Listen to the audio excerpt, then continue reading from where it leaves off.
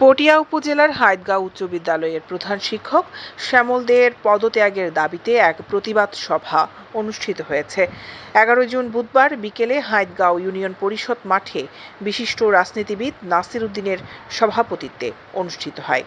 এ সময় বক্তব্য রাখেন হাইদগাঁও ইউনিয়ন পরিষদের সাবেক চেয়ারম্যান মাহবুবুল আলম বাদল, বীর মুক্তিযোদ্ধা খায়ের আহমেদ, মাহবুবুল আলম, নূর মিয়া, এনামুল হক মঞ্জু, তারেকুর রহমান তারেক, জসিম উদ্দিন, আলী আকবর, মোহাম্মদ ইসহাক, শফিউল আলম সুমন, আব্দুল মাবুদ, নাজিম উদ্দিন, আমির আলম, শফিউল বশর, সায়েম মোস্তফা, কাজী নওশাদ, আরিফুল ইসলাম, মাসুদ রানা, মোহাম্মদ কবির, মোজাম্মেল হক লিটন, মোহাম্মদ জাহাঙ্গীর, মফজল আহমেদ।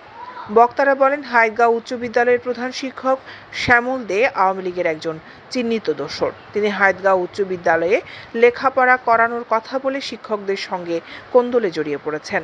শিক্ষার পরিবেশ ফিরিয়ে আনতে শ্যামলদের পদত্যাগ খুবই জরুরি। দৈনিক আজাদী নিউজ ডেস্ক।